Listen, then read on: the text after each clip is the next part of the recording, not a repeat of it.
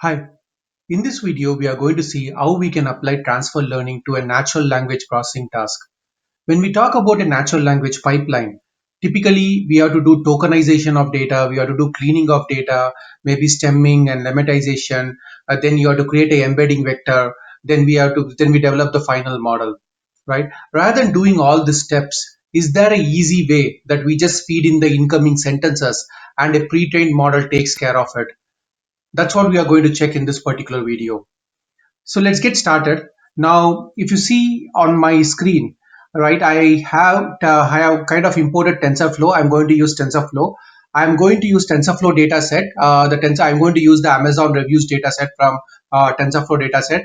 There is a TensorFlow hub where there's a pre-trained model that I'm going to use. I'll talk about the model when I come to that particular section. And I have the typical NumPy library. The first step I am doing is I am using the TensorFlow dataset load method. I am picking the Amazon US reviews major appliances dataset. There are close to 100,000 reviews in that. And what I am doing is I am splitting the data in this method itself. So you can see over here, I am splitting by 70%, 70 to 85%, and 85 to 100%. So I'm creating three splits. This is a train, this is a test and validation. And then I am basically it's getting assigned to the datasets variable. So the dataset variable will contain three array indexes. The index 0 will be the 70% data. The index 1 will be the 70 to 85% data. And index 2 will be the 85% data. So I have run both of this because it's going to take time. Let me get started from the next step. I am printing info, which will show me information about this particular data set. And if you see this data set, these are the different columns that are available in the data set. You have the customer ID, marketplace, product category. I'm specifically going to use the review body. So when you go to Amazon, you buy a product, a customer gives a review. That is the review body. And the star rating is you rate between 1 to 5. So I'm going to use these two variables to train a sentiment analysis classifier using a transfer learning method. That's what I'm going to do. And it has like two classes. If you see the number of classes is two, right? Now let me kind of what I'm going to do is I'm going to take this data set and I'm going to assign it to train data set, test data set, and validation data set. So let me run the step. If you see, as I said, like I'm splitting it by 75, 15% and 15%. If you've seen my top method, let me quickly print a couple of values from the training data set, and you see this is how the data looks like. It's bounded by data, and within data you have all the helpful loads, then you have marketplace, similarly you have review body, and then star rating, right? The next thing I'm going to do is my star rating is 1 to 5. So I want to convert that into an 0 and 1 sentiment, right? So what I'm going to do, if the value is greater than or equal to 3, that is if the value is 4 or 5, I'm going to assign it positive sentiment. Otherwise I'm going to assign it negative sentiment. And that's what I'm doing over here. I'm created a function, and I am kind of saying if x is greater than 3, that is the input value I am passing is greater than 3, then return 1, that is the positive sentiment, or return the negative sentiment if it's like 1, 2, and 3. Now, one thing I'm doing over here is I'm using TF function. So what TF function does is it will compile this function into a callable TensorFlow graph. So when you give this particular decorator over here, it's going to compile it as part of your TensorFlow graph, this function. And that's why I have created a function over here. Let me run this function. Then what I'm doing is I am basically iterating to the training data set again, taking like 5 values out of it, and I am getting this the reviews of data. So if you see on the top, this particular value is kind of separated by data. So basically I have the review text, and from the review text I'm getting review body and star rating, and these two I'm just printing so that you can just visualize what the data is, right? So it just say, okay, just was described works great, fast shipping. So here the rating is 5, that is I have converted 5 into 1, right? Because I'm calling the function over here, the target function that I defined on the top. So that will convert this 5 rating to 1, and similarly I have a 2 rating which is getting converted to 0 over here, right? So this is how the data looks like. Now what I will do is I will create a function over here that will do the same thing that we did on the top. It's going to take the data over there. I'm passing a tensor object. It's going to take the tensor of data similar to reviews of data. I'm just passing a tensor object here, and then I am getting the review body. and then I'm getting the label, which is the star rating. So it will just return the text and a label. And if you see the particular label, I am calling the target function over there. So it will return the actual text. It will return the label 0 or 1, not the star rating 1 to 5, because it is again the function is applied. I'm going to get the output, right? So let me run this. And what I'm doing for each of the data set, the train, test, and validation, I am calling this fetch function. So I am calling the map and fetch function. So on each of this data set, this particular function will get applied. So and what will happen? I have a single value on top. If you see in the train data set, I have all the data. With this function, I am only fetching the text and label, and I am returning text as that is my x value, that is my training data, has one value, and the label as second value. So this particular train data frame will have both the x value and y value for me. So let me quickly print it so that you get an idea. So what I'm doing is I'm taking the train data f, I am batching it 5, and the output will be the training data and the training labels, right? And let me print it. If you see over here, I'm printing only the training data over here. You get the first 5 values because I'm taking batch of 5, and then I have the training labels next, and you will get basically all the labels for the above 111010. These are the first 5 labels.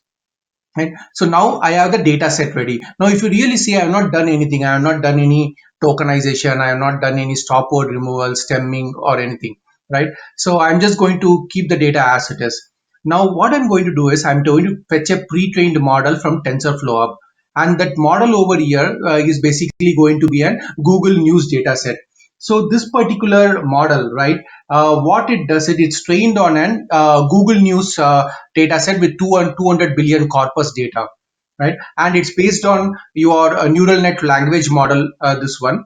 So what this does is it takes an input data, which is nothing but a sentence of single dimensional tensor. So if you see on the top, just was described works great, I can pass it as it is to it, right? What pre-processing it does is it will take the particular sentence, that is a 1D tensor, it will split the data based on spaces, right? And finally, it will give individual embeddings for that particular word, and then combine it to a sentence embedding and return the value. So let's see how it looks like. So if you see over here, I have this particular model, that is a Google News model. I have taken the 128 embedding model. You also have model for 20 embeddings, and another one is, I think, 50 embeddings, right? I have taken the 128 embedding. I am calling the up.keras layer, passing this particular model, and then I will just quickly take the one of the training data. And if you see the output, so what I'm doing is I'm taking the training data on the top, passing one of the values, and if you see the output, it's returning me 128 embedding for that particular value,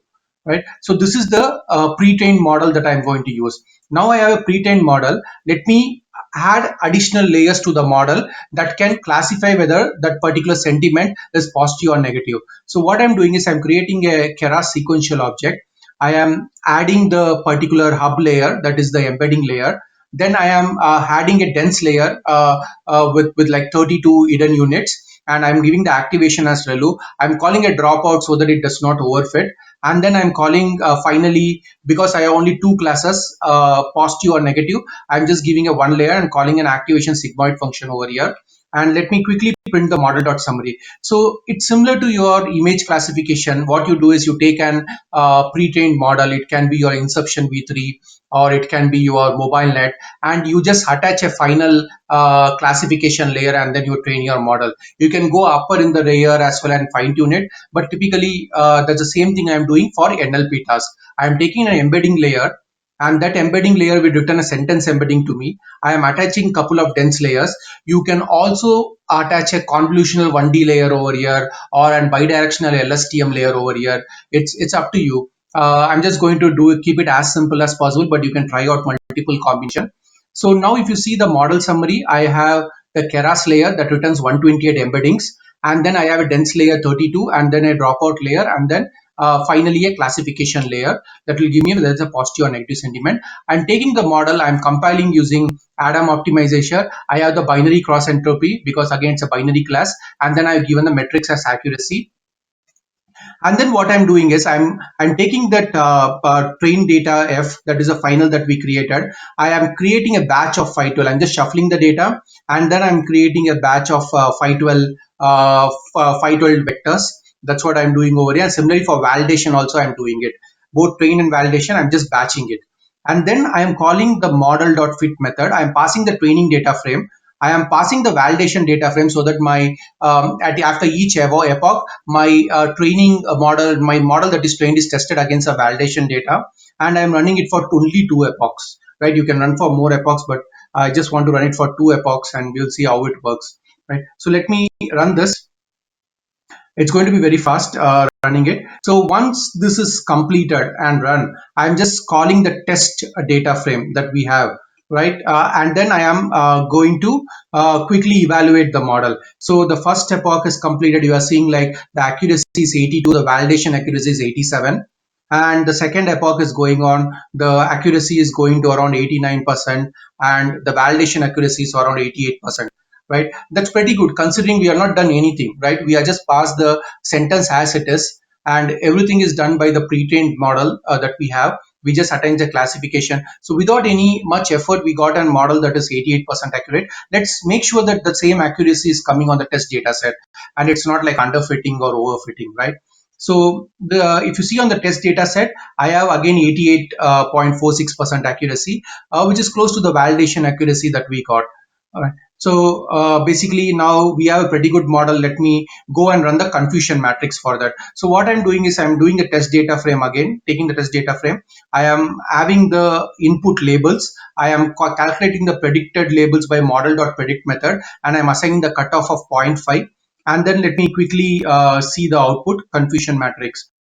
So if you see here the confusion matrix, basically out of the zero class, I think it's slightly imbalanced, but out of the zero class you have like 4,000 odd correct entry and 694 wrong, and then in the one class you have 8,700 odd good predictions and 982 bad predictions, right?